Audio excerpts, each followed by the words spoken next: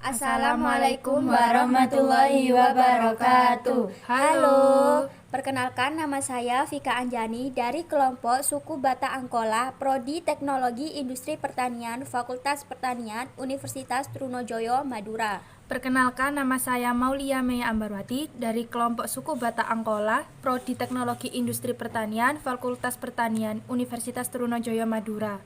Nama saya Cantika Elisha Agustin dari kelompok suku Batak Angkola, Prodi Ilmu Kelautan, Fakultas Pertanian, Universitas Trunojoyo, Madura. Di sini kami akan mengaktualisasikan beberapa bangunan tua di kota Surabaya. Merupakan salah satu bagian dari pola jalan kota lama. Dulunya jalan ini bernama Herenstraat. Herenstraat berasal dari bahasa Belanda yang merupakan gabungan dari kata Heren dan Straat. Heren berarti tuan besar dan Straat artinya jalan. Koridor Jalan Rajawali yang terletak di ujung sebelah barat Jembatan Merah dulu merupakan pusat bongkar muat barang dari kapal-kapal yang berlayar menyusuri Kalimas. Kegiatan perdagangan utama pada tahun 1900. Sebelumnya, daerah ini juga menjadi pusat permukiman orang-orang Eropa. Banyak penguasa dan pengusaha yang tinggal di sini. Karakteristik Jalan Rajawali merupakan pusat perdagangan utama pada saat itu. Terlihat dari adanya deretan bangunan perkantoran dan perdagangan dengan gaya arsitektur yang khas dan beragam, yang masih terlihat kondisi existingnya sampai saat ini. Gedung Bank Negara Indonesia atau BNI, kantor layanan KLN Jembatan Merah, terletak di Jalan Rajawali nomor 10, Kelurahan Kerembangan Selatan, Kecamatan Kerembangan, Kota Surabaya, Provinsi Jawa Timur. Lokasi gedung ini berada pada pertemuan Jalan Kasuari dengan Jalan Rajawali, atau tepat berada di sebelah selatan gedung ex-Dejevas Bank. Sesuai dengan plakat kuningan yang terpasang dinding bagian depan, diketahui bahwa gedung ini dibangun pada tahun 1920. Awalnya gedung ini merupakan salah satu bangunan milik Borneo Sumatra Handel Maatschappiij atau kantor Gebouw van de Borneo Sumatra Handel, merupakan salah satu perusahaan Belanda yang masuk dalam The Big Five. Perusahaan ini sejak tahun 1894 telah beroperasi di Hindia Belanda. Kegiatan terutama berada pada bidang perindustrian yang dapat kita lihat dari anak perusahaannya, seperti pabrik kaleng, pabrik kulit, pabrik asbes, pabrik ubin, perakitan sepeda, pabrik aki, pabrik bir, pabrik tekstil, dan beberapa apotek. Karena salah satu perusahaan konglomerasi yang cukup terkenal di Hindia Belanda, maka banyak bangunan yang didirikan olehnya. Entah itu digunakan untuk kantor maupun gudang-gudang, termasuk juga di Surabaya ini. Gedung BNI ini masih dipengaruhi oleh gaya arsitektur neoklasik di Eropa. Ciri yang bisa dilihat adalah penggunaan atap dan menara yang menyatu dengan bangunan yang dilengkapi dengan dormer, jendela di atap. Berdasarkan surat keputusan Wali Kota Surabaya, gedung BNI ini telah ditetapkan sebagai bangunan cagar budaya dengan nomor urut 30 dengan sebutan arsitektur bangunan kolonial sebagai penunjang kawasan kota lama.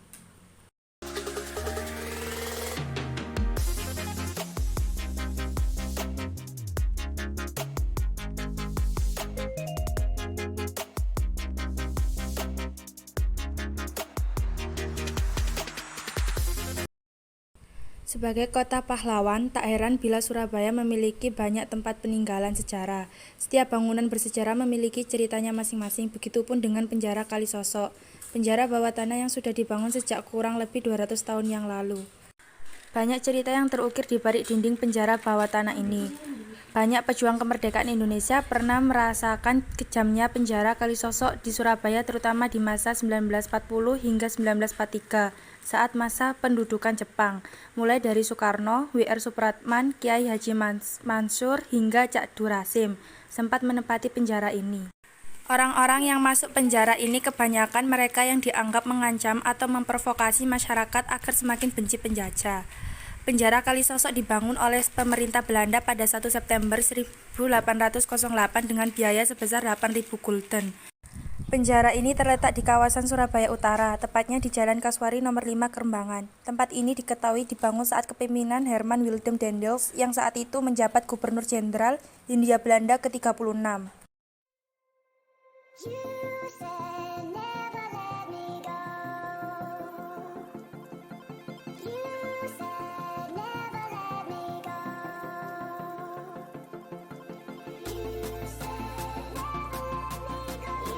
Gedung Singa adalah nama sebuah bangunan kuno di kawasan Jembatan Merah, Kota Surabaya, Jawa Timur, Indonesia. Ada yang menarik di depan gedung ini karena di bagian depannya terdapat penjaga berupa sosok patung sepasang singa yang bersayap. Selain itu, di bagian atas juga terdapat lukisan keramik dengan tema klasik karya Jan Turop. Seorang desainer grafis dan ilustrator pelukis Art Nouveau, simbolis impresionis, yang lahir 20 Desember 1858 di Purworejo dan meninggal di Den Haag pada 3 Maret 1928. Lukisan itu bernuansa mistis karena menggambarkan seorang wanita yang duduk di tengah dengan tangan dan sayap yang mengembang dan terdapat garis pada dada membentuk huruf A, mungkin inisial Algemin. Di sebelah kanannya tampak seorang wanita berpakaian Eropa tengah mengangkat bayi berambut pirang, dan di sebelah kirinya lukisan wanita bersanggul dengan pakaian putri Jawa berkain batik.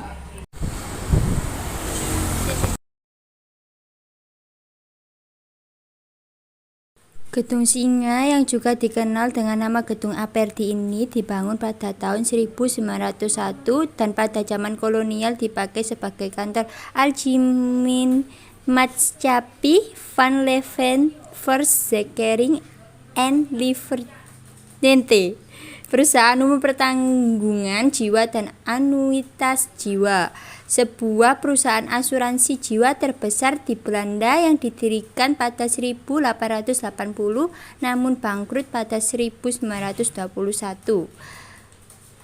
Wassalamualaikum warahmatullahi wabarakatuh. Terima kasih. Sampai jumpa.